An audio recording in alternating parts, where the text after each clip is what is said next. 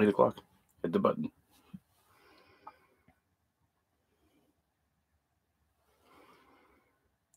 Hey, welcome to Rayanimator Reviews. I'm Rayanne.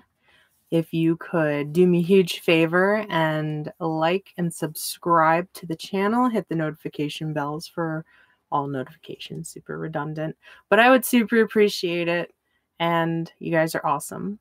So we are doing another live review because my vision still isn't back, but it's not back all the way, so I can't really, do too much on my own yet. And we did watch the Belko Experiment earlier this week with our neighbors. And I've been waiting to watch this movie for a really, really long time. I feel like ever since I saw the trailer, I really wanted to see it. The cast is really good. Obviously, James Gunn, I'm a big fan of. And the premise of it was very interesting.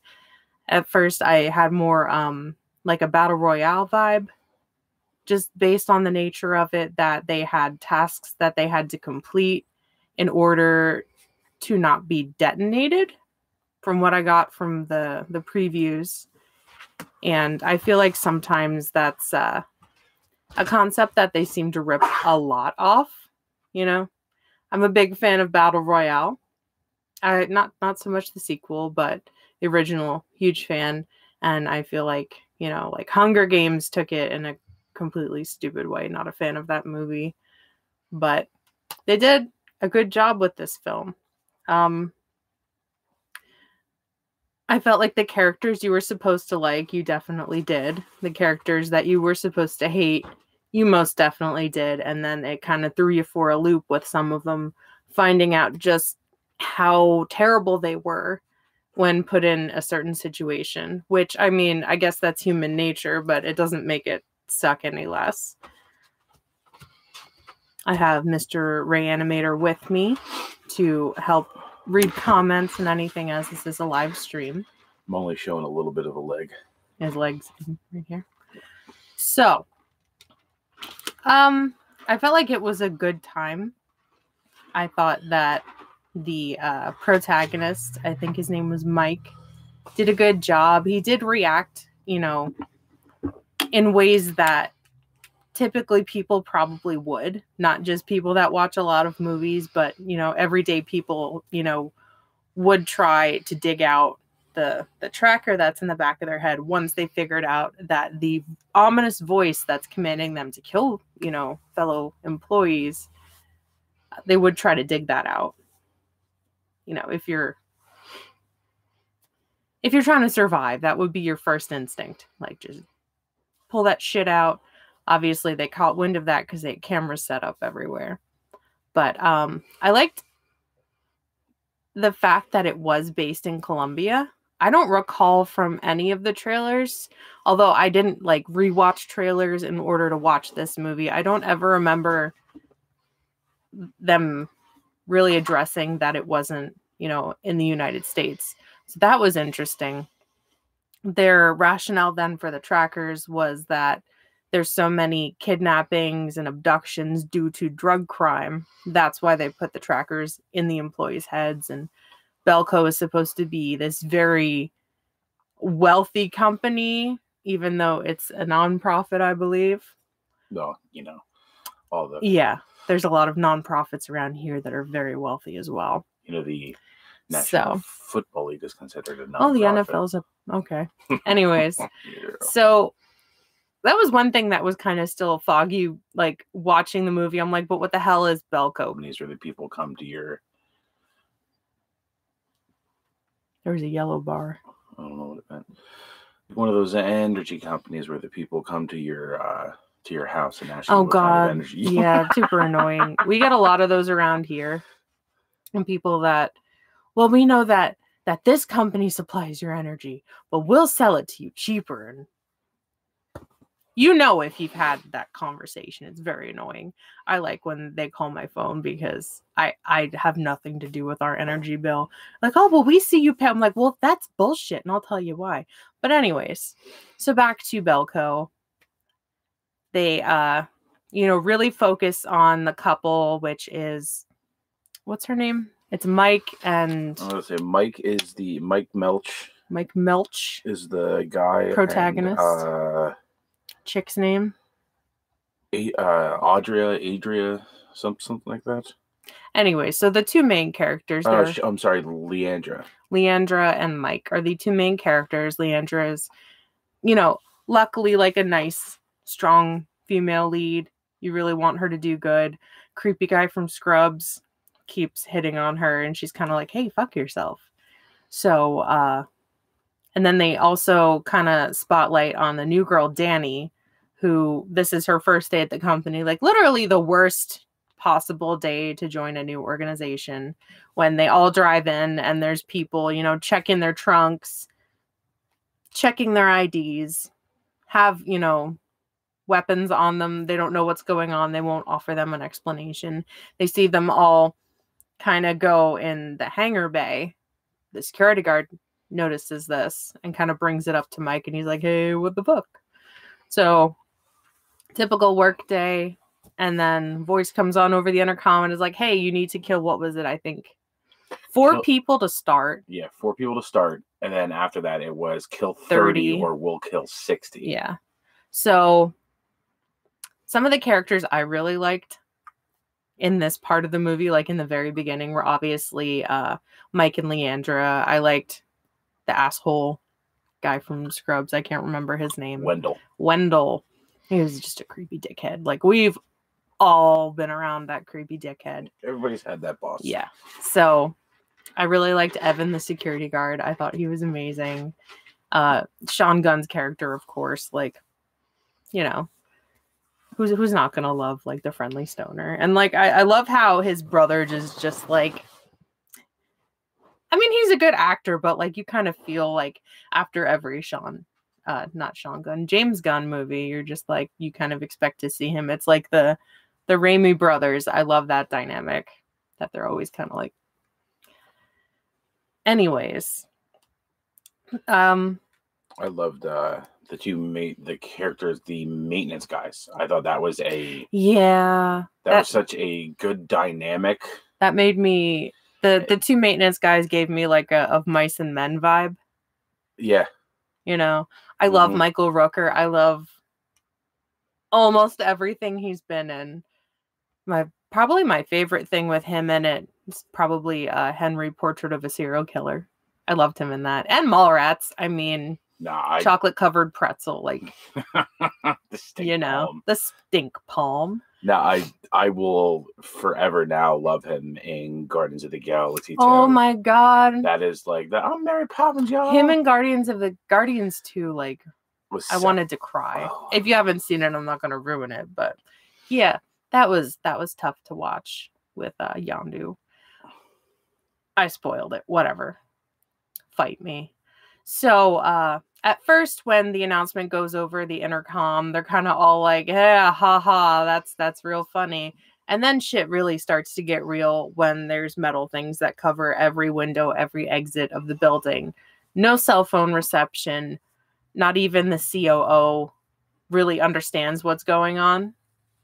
And they are advised to kill 4 people, or they will kill more than that their way, which we find out is that implant in their head. So I've speaking of the maintenance workers, I wanted to see more Michael Rooker in this movie. And spoiler alert, you don't. He kind of eats it in a real shitty way that makes you really want said dude that kills him accidentally, like, to die horrifically, which he does, which is really satisfying. So as the movie goes on, you get to see kind of the disconnect with people that want everyone to survive. There's some way we can get out of this. And then there's the people that are like, oh, well, they told us to kill this many people. Fuck it. We're going to kill them. Not like an every man for himself thing, but like maybe 4 douchebags, all upper management, just really want to live. And there was an argument about weapons that were locked up in security. Locked up. They're asked, the COO asks the security guard for the key, and he's like, no. She's like, no, it would be much safer if we had the key. And he's like, no. Nah, bro. Which I mean, I'm with the security guard. Where else could they be safer than legitimately fucking locked up? And the guy that has the keys has a fucking gun. So has the only gun. The only gun until these douchebags do break in. They tried to break in with a blowtorch, didn't work out. Very predictable kill came from them acquiring the keys with poor Evan. That really made me sad. I knew that that was when he was gonna die, because he threw the keys, and the one guy, Wendell, is just like a flaming psychopath. Like, he was just waiting for there to be a reason just to kill people, just to chop people up with a tiny little meat cleaver and stab them and be a general dick. There's those people. And unfortunately, they're stuck in this lockdown building with a death count that they need to reach with this guy, which really sucks. So, I felt very strongly. There's one part where they round everyone up. They're all in the lobby when they were given, you need to kill 30 people or we'll kill 60 people. They started out with, I think, 80. And I think it was like 86 or something. Something in the 80s. So there's like a slow-mo shot, and the guy is like up to the COO and he has his wallet. And I'm like, oh, homie's trying to buy his freedom. And then it ends up 2 pictures fall out and they're of little kids. And I was like, oh, damn it. That sucks. Like, he's not trying to buy his way out of it. He's trying to like really appeal to his humanity. Be like, please don't kill me. I have 2 young kids that need their dad. They start to split them up based upon that fact as well. Like, if you have children under the age of 18 versus are you over 60 years of age? Because apparently they just fuck old people. Well, you've lived people. You've lived a good life. Yeah, but if you lived a good life, you're not still working. You're actually living your life, and these people, unfortunately, weren't. So we got to see a lineup of people getting shot in the back of the head. The new girl, Danny, while all this shit is going on, she is hidden in the basement, where you're like, okay, maybe she has a chance. She ended up throwing the breaker. Everything goes black, and then all shit breaks loose. So I don't want to spoil anything, but, that's like where the real meat of the story, I believe, is. With some of the characters, I felt like they were a little two-dimensional. Like, they're just being, I don't know, it was like you need to have this person, this person, this person, and that's what we make the movie with. Kind of the characters that you expect to see. But some of them, like, I really like Leandra's character. She was really awesome. And I liked that, she won't take shit. She's also very aware of what's going on around her and does point that out to the main character, Mike, a lot. Like, hey, I understand you want to save people, but you're being a fucking idiot and you're not going about it right. So I thought that was kind of refreshing to see. You don't typically get that perspective in the movie. You're usually the person yelling that at the movie. Like, hey, hero, what the fuck? That's not going to work. That's not how you go about it. And that's typically that's a definite gender role switch, because usually you have like the female characters, the compassionate one, the no, we don't need to kill anybody, and usually like the male is like, no, we do. We need to survive. We need to do whatever. We need to survive. We need to kill people. That was actually a nice touch to see the Mike Melcher character as the one who's like, we don't need to kill anybody. Let's try to figure. But I mean, obviously they had no other option than to do it as they were doing it. Some of the what I think were supposed to be shocking kills of the characters were a little formulaic. Like, right before they happen, I was like, shot in the face. Once that opens, shot in the face. That's it. You're done. Some of them, you expected, like, you're waiting because they don't actually meet all the numbers they're supposed to hit for people they're supposed to kill. And then you wait for like the people up above, the disembodied voice, to set the heads off. And you're just looking at these character faces and you're like, boom. And then it happens. And you're like, I mean, I'm proud of myself for seeing so many movies to know the formula, but I'm also like disappointed because, you know, watching it with other people, if they're not as big horror fans as I am and they're watching it and they can kind of be like, yeah, I kind of felt it coming too. I'm like, oh, so it's not just me. I plus part here. I loved the way that they showed the gore. Like you can do like, you know, just like they show things flying and blood. But no, you like looked into the back of someone's head and you could see where it was scorched, where like, you know, the different parts of the brain, the scalp, the skull. I thought that was a good touch because it wasn't just like, oh, there's blood everywhere. No, like that shit was cauterized because it burned, because it was set off. And that was a good touch to it. You actually like brain matter come out. Yeah. It wasn't just like a splash of blood against a wall. Which was very nice. I mean, not nice, but like a good touch if you're into gore, which I am. It sufficiently freaked out my sweet, sweet neighbor, who isn't the biggest fan of gore. However, she is a very, very good sport. And I love watching movies with her because she legit has like the best reactions to anything. No, she's a jump scare. Oh. She's a walking jump scare. Me and her with jump scares. I think I'd referenced this in a different video. We had all seen it together. And her boyfriend is next to her. My husband's next to me, and we're sitting next to each other. And I'm not good with jump scares. I will be the first one to admit that.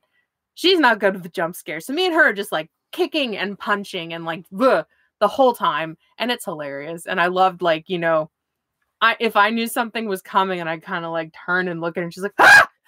It's perfect. Loved it.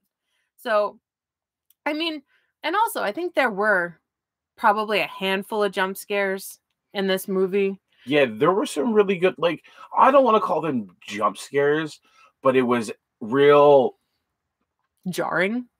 Yeah, jarring. Very surprising moments that were loud that could startle somebody. Yeah. I forget it. It was like early on in the movie and something happened and it was like a jarring moment and I fully jumped and I was sitting there giggling. I was like, I jumped. And our neighbor was like, yeah, me too. I'm like, okay, I don't feel so bad then.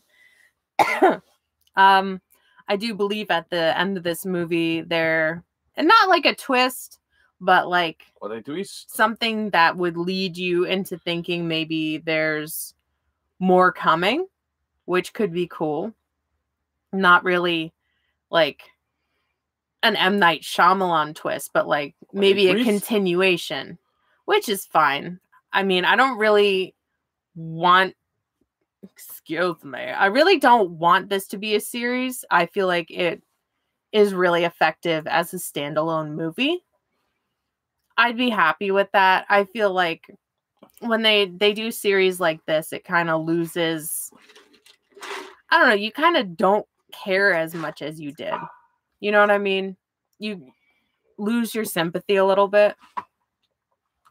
I don't know, because of the way the movie ended, I would definitely love to see a sequel. And I think anything beyond a sequel is going to become redundant. It's going to be like Belko the Experiment, the Island, Belko Experiment, the cruise ship. We have to keep the cruise ship above 20 knots or everybody explodes. No, that's cruise ship speed. Yeah, no, you have to kill like this many old people. Oh no, I love old people. And let's not put that out there that there could be Belko on a cruise ship. Like you could that would be my fear for a movie like Belko. Like I love this movie. I think a sequel would be decent. I think it would get enough pull if they did it soon enough. I think it would get enough interest because of the way the movie ended, people want to see the continuation of that. But I think if they try to do a third movie, they're going to try to rush it and they're going to mess it up and it's going to be terrible. But we're still going to watch it. Like how they ended Cabin in the Woods. Wait, which one's Cabin in the Woods? That's the one where it was like the choose your adventure with the merman. Oh, with Thor. I love that movie. With Thor, Yeah. Chris Hemsworth. Chris Hemsworth was in it. Anyways. And the dad from Sigourney Weaver was in it. Yeah. Billions of years ago before Sigourney Weaver. So the way that they handled that movie, saying that, you know, this, not same scenario because it was all different scenarios, but this horror movie had to play out all these different places in order to keep the elder gods or whatever they were happy. The Titans, I believe it was. They never, they alluded that it could be like a continued story based on what happened at the end of that movie, but they didn't. They just let it, like, they stopped. Like, I don't know if they're gonna make another one. I hope they don't make another one, because that one, I liked that one a lot. Spoiler for Cabin by the Woods. Yeah, the elder gods came up and started destroying shit. Well, yeah, because you can't make a sequel with that. No. I mean, they could. I mean, they could try, and they could have fail. done another. They could have done another movie where it was one of the other sides. Yeah, they could have done it from another perspective, and I'm glad that they didn't, because just them saying, you know, the premises of each of the other ones that were chosen are all movies that we've watched. Battle Royale? No, it was like The Grudge, or like Ju-on, or The Ring. And then there was probably, I don't know what the fuck horror movie with the merman, but I want to see that real bad. You know, they had the Cenobite looking people, so it was all nods to movies that we knew, just like the Great Value version of them, which is funny. That's why I don't think they could really do a sequel to that, because they would probably try. Because like it kind of seems like it's a finality. Yeah, well, I'm saying like it's like this is why all these movies don't have sequels. This is why you don't see these characters again, because all those movies do have sequels, though. No, I'm saying like why there aren't any newer movies with those characters in it, with the Great Value. Like, it's kind of like they tried to end all be all. So is the new Hellraiser, is that the Great Value Pinhead? Yes. Which I still haven't seen. I still really want to see it. Eventually I will. I'm just not trying to pay money to see that. I don't want to sit there and watch the disappointment on your face. You're gonna see it. You love that. You love that series. I do. So much. I do so much. Anything Clive Barker is my jam. But where was I going with this? I lost my train of thought. Was that also a James Gunn movie? What, this movie? Cabin in the Woods. Why do I want to say Cabin by the Lake? That's that Lifetime movie that we always talk about. Yeah, I don't know why I get those that's mixed the up. one They're with nothing alike. Judd Nelson. And he's I the remember, creepy writer. Like, staying home from school sick and flipping through the channels on That's TV. How and I found it. Yeah, that's how everyone finds that movie in like the early 2000s or late 90s, being homesick, flipping through the channels because your mom's like, whatever, you're contagious, stay over here. And you end up watching Cabin by the Lake and seeing the guy from the Breakfast Club just like killing random people and talking about his fucking garden. And it's weird. Is this like a rite of passage? You just have to go through it. I don't know. Speculation. Well, directed by Drew Goddard. Screenplay was written by Joss Whedon. Oh shit, it is a Joss Whedon joint. My bad. I'm really not good at keeping track of who did what. Who done it. But that also had the lovable stoner character in it. They all have, like, I love a lovable stoner character. Pulls the movie together for me.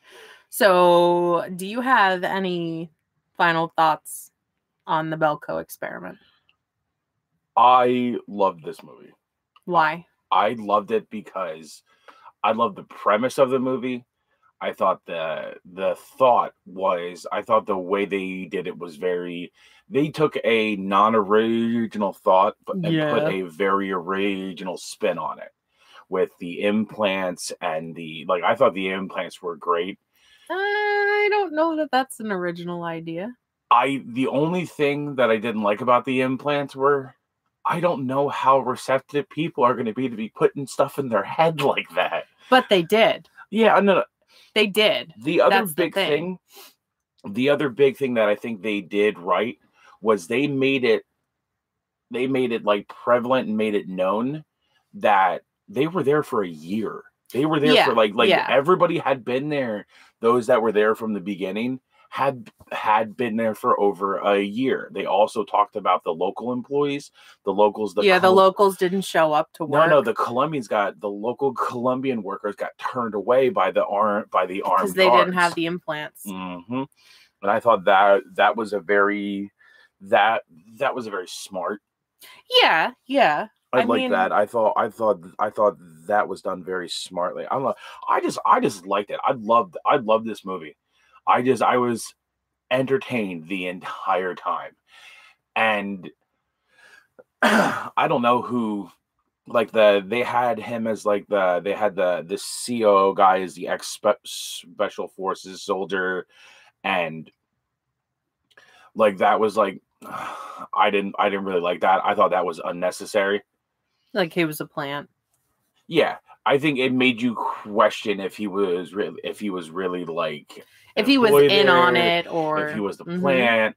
So stuff like that. I think it would have been believable if he would have just been billed as a regular character, because some people react that way. Yeah. In a crisis situation like that. Especially if you're the COO, you feel like you're in a position of power regardless. And you probably got a ton of money and a Lamborghini at home. And he was saying that he has like 2 kids at home and blah, blah, blah. And other people were like, yeah, I have kids and too. Yeah, people are like, I have kids too. I mean, I didn't think at all that the implant was a groundbreaking idea, just based on the fact that the neck things in Battle Royale, because I mean the implants were, they agreed to have them put in, whereas the kids woke up with those neck devices. They didn't agree to that. I think that was the biggest difference is they voluntarily let them put those things in. Yeah, but they voluntarily a completely different reason. Let them put the implants in because they were concerned, like, based on the place that they were in, that there was a possibility they could be kidnapped for drug trade, sex trafficking, whatever. I'm going to get an implant put in you just so you don't get kidnapped. Anyways, I'm going to dig it out. So I did like the movie a lot. I felt like it was a really fun time. I enjoyed the characters a whole lot, even if one I really liked didn't make it that long. I thought that everything seemed pretty genuine. I like the conspiracy theory that Sean Gunn's character had about the water coolers and was just fucking like throwing them everywhere. And I'm just like, oh, and the one guy goes, what? He's like, that's gonna get moldy. I was like, oh, my man. I love it. You looked at one guy. Did you drink the water? Did you drink the water? Because if they have the option of poisoning you or blowing your head apart, they're definitely gonna poison you. Like, no, dude, you're stoned. We know. Even if I did feel like it was pretty predictable, I still had a really good time watching it. I thought that it was shot really well. I thought that the effects were done really well. Some of them a little CGI heavy, but you're gonna need that in a movie where everything can't be, I think practical. Yeah, they did meld it pretty well, which I was happy about. I think they used enough practical effects, which made me happy. Yeah, because you don't a lot of, but it was Blumhouse. That's that's what made me when the movie first I went, oh, Blumhouse. I went, oh. I was like, oh, I'm gonna like this. I like a lot of the Blumhouse stuff. Majority's okay, but. Yeah, I like the fact that, like, because you see a lot of movies today are going away from practical effects, which is. We need to bring back like more practical effects. It's an art. It is an art, and honestly, it looks better than CGI, depending on the effect. Yeah, I think, but I agree with you. I think they melded this CGI into the practical effects really. Obviously, there's certain things you can't do practically. But the things that they did show, like some of the close-up shots of, was the way they shot it was really believable because it wasn't like a constant shot. It was, you know, there were obvious cutaways to add to tension to maybe detract from that's not really that guy's face, but loved it. There's an awesome axe to the face part. I don't want to ruin it or say where it is, but it's awesome. One of my favorite parts of the movie that has nothing to do with like the plot or anything like that was they're on the roof, and I'm not going to say why, but you can probably obviously guess. I mean, I think that part's in the trailer. Okay. Oh yeah. So you see him on the roof. One of my favorite parts of the movie, just for pure comedy, was they look down to the one guard in the guard shack and they're yelling like, "Hey, help!" And he looks up at them, slowly lifts a cup of coffee out from below him, takes a sip of it and puts it back down and turns away from him. I thought that was hilarious. I laughed so hard with that. That was good. I thought that was good. Like there were a lot of comedic parts in this. Yeah, which you need, because watching the trailer, I don't know if I'm the only one that got the impression that thought that this was going to be have way more comedy than it actually has. I don't know why I got that impression, but I was like, oh, this is a real heavy movie. Like, I think they put a lot of comedy and a lot of the action in the trailer, but it had a lot of, like, I thought they set up the story well. No, yeah. And agreed. There was a good enough time between when the movie started and when the first action started happening. It wasn't too short that you didn't get any type of character development, any type of backstory. I think you got enough backstory, but not too much. Yeah. And it wasn't like halfway through the film before, you see something crazy started to happen. I also liked that they didn't feel it necessary to go into the life story of each of the characters to try to get you to build feelings. Yes. Because that would have taken away so much from the movie. Like, I don't give a fuck where you came from or what's, that kind of stuff. Like, that doesn't add to the story for me. It would have been shut up. No, OCD. Hi, Chase. I feel like it would have been, unnecessary filler to be like, oh, Mike's from blah, blah, blah, blah, blah. Like, I don't care. I want to see how their work lives are and how that all works and translates into the story. Mike was a sensitive art student who was bullied in high school. Like, stop. No. OCD Horror says, without spoiling, how did you feel about the ending? And then he goes, also, hey. I liked the ending. I mean, we were talking about it a little bit before that it could lead into like continuation of the story, but I thought that they did a good job as like a standalone. Like, this is how it ends. This is, I think you felt satisfied with it. I think they could not make another movie and people wouldn't bitch. Yeah. I won't bitch if they don't make another movie. But if they make another movie, I think it's going to intrigue. I might bitch. I think it's going to, but it would intrigue the people who like the movie like me. I would definitely go see it again.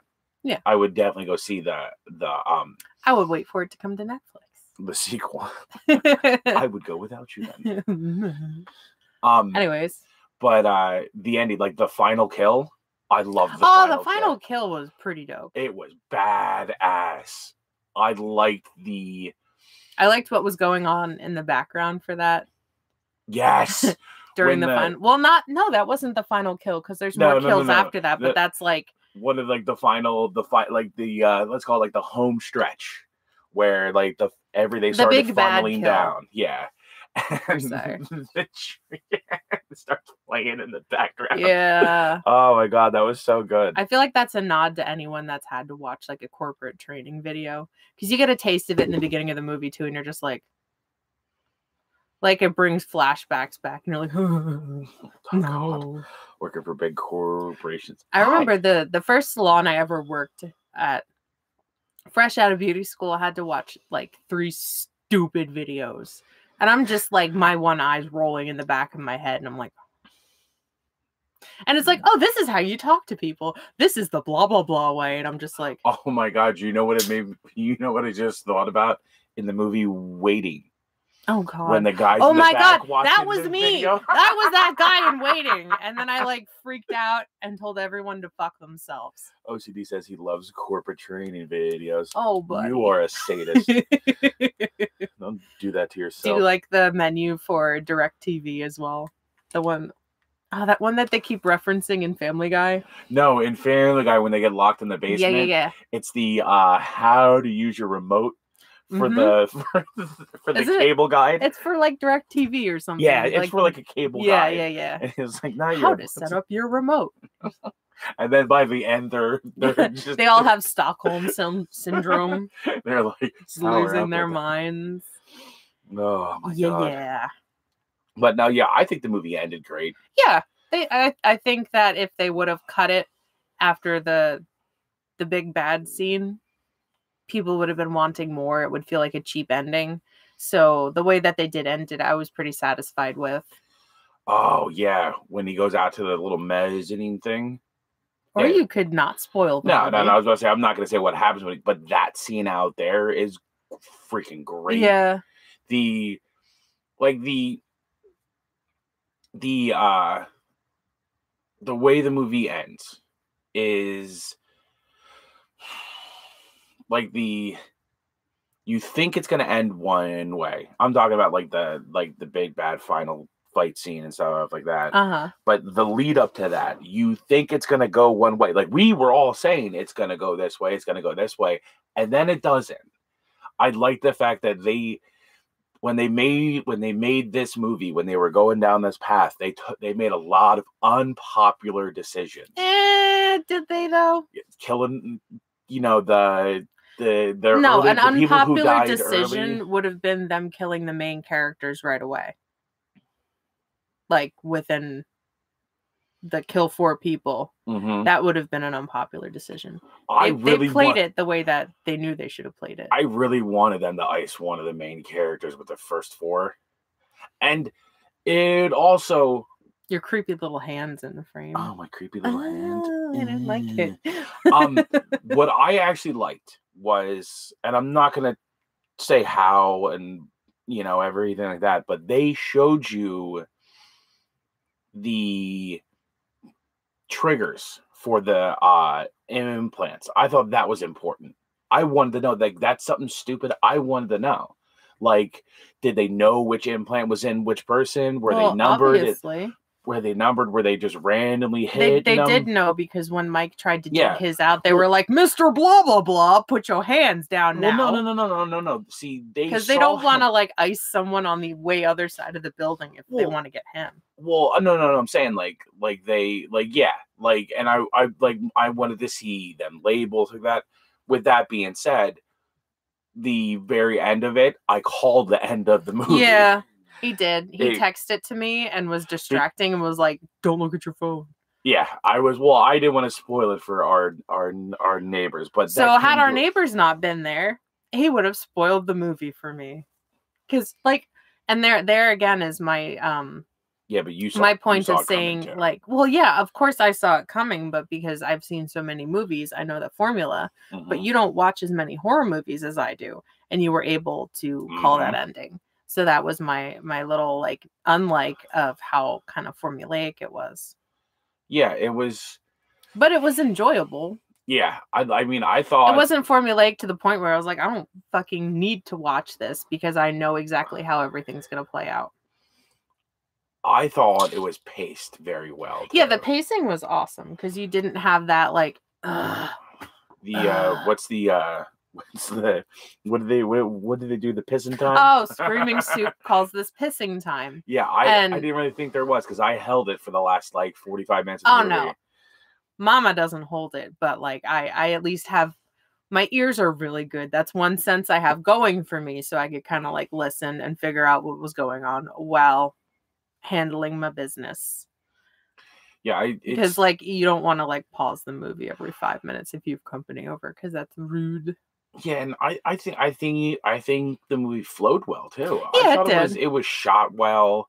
It was the flow of it was good. It was paced very well. Yeah. The scene is like they were really good at going from one setting to another. It was really cool It was because pretty fluid how they yeah, transitioned the scenes. it was really cool because although it was only like one building, they managed to pull a bunch of different parts of the building. Yeah, utilizing the basement, Yeah, the elevator, the cafeteria, you know, which made for some pretty interesting weapon selection, which is cool.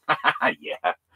And you had like and what I loved that was when the maintenance guys, the very first thing they tried to do when the shutters went up, and the thing I would have been yelling at the TV is find some tools, try to cut open the door or do whatever you can to cut the shutters and stuff like that. And then the next question I was going to ask was going to be, why don't they just go through the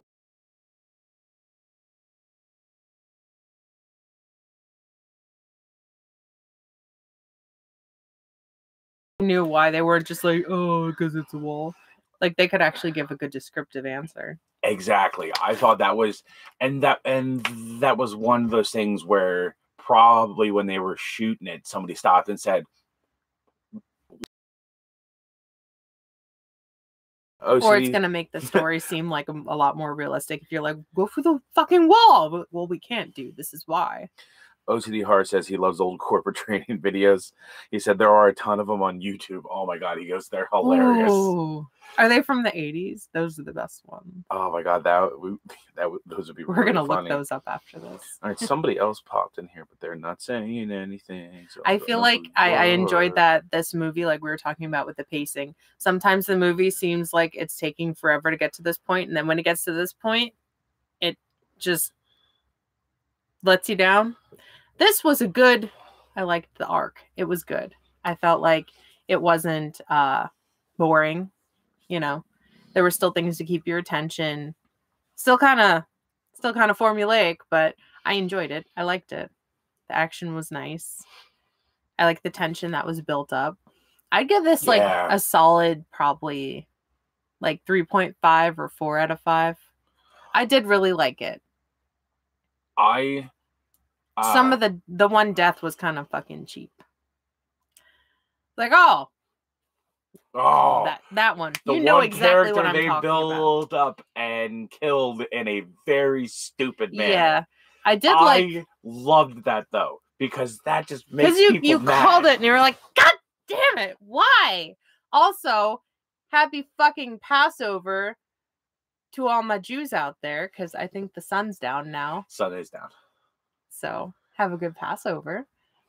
And I guess happy Easter to all my Christians out there, which is on It's Good Sunday. Friday today. It's Good Friday, so enjoy that.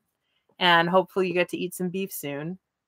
You're actually eating fish tonight, not on purpose. Oh, actually I do hot dogs for lunch. All right, you're a terrible Catholic. On the golf course. Way to go. So I would give this definitely like 4.5 out of 5. There were some things that I didn't like about the movie, so I can't give it a 5 out of 5. But I really liked it. Mm-hmm. I knew I was gonna like it. You know, I was excited about this. I can't believe we forgot about this movie. No. Let's be clear about this. I can't believe I forgot about this movie. I didn't forget about this movie. I kept letting you know that it was on Amazon Prime and I was just going to buy the digital copy. But when we went to Best Buy to get this nice computer, we're looking at movies with our friends and saw that the DVD was like only like $10. And I was like, yes, mine. So, yeah, because honestly, like I'm old school. Much as I love the convenience of the digital copy, that you don't have to have, a DVD player. I do really like holding the DVDs and everything. If that's not completely obvious, which I think it is.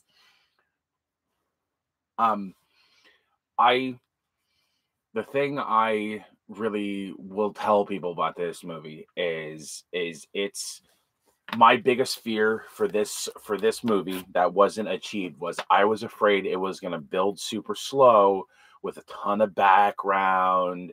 And oh, this is Mike Melcher. He went to Pasadena High School in California. Pasadena, why do you go there? Pasadena High School is. Anyways. Anyway, one of my favorite athletes went to Pasadena High School in California. Okay. So I was afraid it was going to be an hour and 15 minutes of slow moving character build bullshit, and then 30 minutes of super fast rushed action. And I was gonna be like, oh, I only like 30 minutes of this movie. And it ended up being the complete opposite. Yeah. No build up. I mean, some of it could have taken a little less time, but it wasn't like you're sitting there like staring at a clock. I like the fact that they built up the fact that the one guy, the one executive, and Mike were there that they knew each other. Yeah, they were there since the beginning. Yeah. They knew each other. They had a friendship. That was the Australian guy? That was the Australian turns out to be guy. Kind of a puss. But yeah, that's okay. And and I liked that. I think they built Mike's character he's a sympathetic hero that maybe doesn't make the best decisions. Yeah, but everybody liked him. Yeah. He was that guy in the office that everybody knows and everybody likes because he's friendly with everybody. He's very social. He talks to everybody. And I think I'm that guy in the office set. Hopefully I'm that guy. I'm pretty nice to people. I think you're pretty cool. Talkative. You think I'm cool? I think you're pretty cool. Oh. I think you're pretty and you're cool. Well, thank you. I think you're pretty too. One thing I'd like to point out is the score. I was super excited to hear covers of songs I very much enjoy, like California Dreamin' by the Mamas and the Papas. That was pretty cool. I forget what the other song was, but I was like, was it Total Eclipse of the Heart? I think it was. It was inappropriately used. No, it was in the beginning. Was it Total? It might have been Total Eclipse of the Heart, but I was like, I love this song. I also really like the Mamas and the Papas. So that was, a cool surprise. It's like one of those. It's in a different. No. That's the Everly Brothers. Yeah, no. That song just popped into my head because it's something that I'm looking at on my phone now. Can you check the comments, please? I'm trying to look up the score from the movie. But I like when it's an instrumental version, or I only really know English. So if it's a version in a different language, you kind of sit there and you're like, it is that song. Yes. Oh, OCD Horror. Wow. Shout out to Blockbuster. Way to go, OCD. Oh. It says 80s, early 90s and stuff. There are a few from Blockbuster and such. Oh my God. That's amazing. I want to watch a corporate training video from Blockbuster from the 80s. We need to find that. I feel like that's going to be a lot of weird shapes. OCD says, I ate chicken. Is that good or bad? I was like, honestly, OCD, I haven't practiced Catholicism since I was a teenager. In high school, I think I was 14 maybe when I stopped, when I stopped going to Catholic church and everything like that. I never went to church. Thanks, Mom and Dad. And he went and he says, I don't have room for DVDs. Give me digital any day of the week. I agree. I think that's kind of the way we're going because you could put this behind you on a 1 terabyte drive that's about the size of a pack of cigarettes. I could, but I can't take that 1 terabyte drive and get it signed at a convention. Yeah, you can. Yeah, I could, but it's going to look fucking Sharpie. Stupid as hell, and people are going to be like, stupid. I'm not signing next to that person. Stupid. Blah, blah, blah. Stupid. Stupid. All right, so the music... I think I have a copy of The Burning signed by Tom Savini. I have Freddy vs. Jason signed by Robert Englund. I have My House of a Thousand Corpses signed by Sid Haig. I'm just going to drop a bunch of names here. Howard Marshall, I think, signed My Day of the Dead. Jeffrey Combs signed My Reanimator, which holds a huge spot in my heart, obviously. Why did you just inhale so dramatically? The song, the I Will Survive in Spanish. It was I Will Survive. So good. That was the first That's Or how it they was- opened out the movie. it was That's when in, they were pulling up. Yeah, it's in. Oh yeah, thank you, OCD. He also said, "I will survive." Was that the song you were talking about? Yes. He comes right in, right as we said it. Chase for the win. Thank you, bud. Yeah, there's California Dreamin'. There's a lot of. There's probably just like dramatic running music. Elevator. What was in the elevator? The Muzak? Because that's always like a popular song from like the late 80s. You know him, right? Mm-hmm. What? There's a song called Molotov Cocktails. Everything is trying to tell me is Molotov Cocktails. Everything is trying to is trying to tell me like what's on the soundtrack, and that's the problem. Is just because it's on the soundtrack, it doesn't necessarily mean it's in the movie. All right, that's fine. Oh yeah, California Dreamin'. So before this, I think last Sunday, before we watched Belko, I watched Waxwork by myself, which I haven't watched since I was probably like early teens. So that was interesting. My vision's a little bit better now than it was on Sunday. So I feel like I didn't realize till the end because I didn't quite remember everything in the movie. Couldn't see anything, on the DVD. And then like by the end of the movie, I'm like real close to the computer and I'm like, oh shit, is it that guy from Gremlins? And I'm pretty sure it was. And the chick, can't remember her name. She looks super familiar as well. And I caught a bunch of things that I didn't understand as like a early preteen teenager, because I was, unlike a lot of teenagers, like, cultured in certain ways. So like some of the stuff with the Marquis de Sade, I was like, what the fuck? And now I'm like, okay, yeah. I get that. Now I understand. But, at that point, I really didn't, like, I didn't know what an orgasm was. Like, what the word was.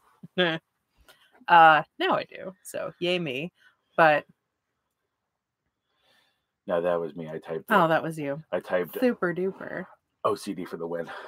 So, how long are we going on here? We're at 53 minutes, I believe. Okay. I don't know that I really have too much else to talk about this movie. I thought it was pretty solid. I was happy. I had a good time. I love Michael Rooker and Sean Gunn. You guys did a good job. I thought it was nice for me to actually, that I think that this is the first movie in a while that we both liked. No, I mean, because you are super skeptical. I'm skeptical, guys. Skeptical.